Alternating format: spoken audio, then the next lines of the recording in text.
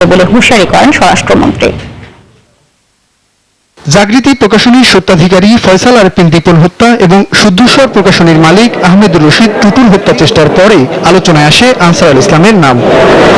আল কায়দা in Indian subcontinent AQIS এর বাংলাদেশ শাখা নিজেদের দাবি করা এই সংগঠনটি গেল বছরে 11টি টার্গেট কিলিংয়ের দায় স্বীকার করে বিবৃতি দেয়। এছাড়া নিজেদের ব্লগে বিভিন্ন ব্লগারের ছবি প্রকাশ করে কিংবা চিঠি পাঠিয়ে হত্যার হুমকি দেয় এই সংগঠনটি। বিভিন্ন সময় আইন শৃঙ্খলা রক্ষা বাহিনীর সদস্যরা জানিয়েছিলেন 2015 সালের মে মাসে আনসারুল্লাহ বাংলা টিম নিষিদ্ধ হওয়ার পর মূলত তাদের কর্মীরাই আনসার আল ইসলাম নামে কর্মকাণ্ড পরিচালনা করে আসছিল।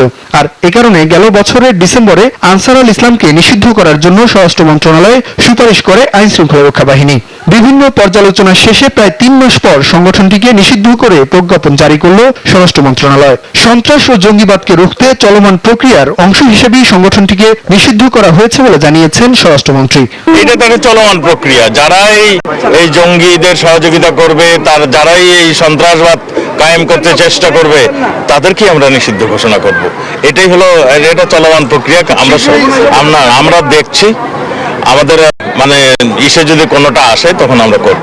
এদিকে অপরাধ বিশ্লেষকরা বলছেন এ ধরনের সংগঠনকে নিষিদ্ধ করার উদ্যোগটি ভালো, তবে শুধু নিষিদ্ধ করলেই হবে না, এসব সংগঠনকে সার্বক্ষণিক নজরদারিতে রাখতে হবে। আমি মনে করি যে এটা অবশ্যই ভালো সংবাদ। হলিউডিজমের ঘটনার পর থেকে একের পর এক তারা যে সমস্ত যেভাবে আমাদের বিপজ্জনক সমস্ত অ্যাক্টিভিটিসকে নস্যাৎ করে দিচ্ছে, আমি মনে করি এগুলো মন্দের ভালো। তবে আবারও আমি বলছি যেগুলো যত বেশি ইনস্টিটিউশনাল প্রসেস, যত আর্টিকুলেটেড ওয়েতে, যত কোঅর্ডিনেশন অ্যাপ্লাই করে ভবিষ্যতে হয়তো এই ধরনের যে ডিসিশন নিতে সহজ হবে।